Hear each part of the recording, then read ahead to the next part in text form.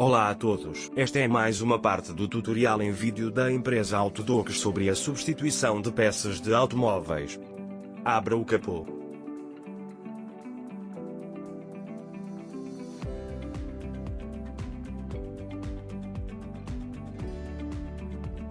Retire o filtro de habitáculo.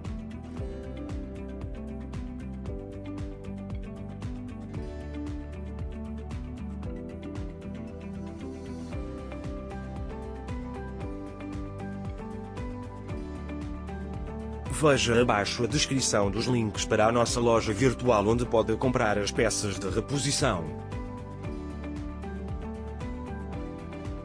Instale um novo filtro de habitáculo de acordo com a marcação.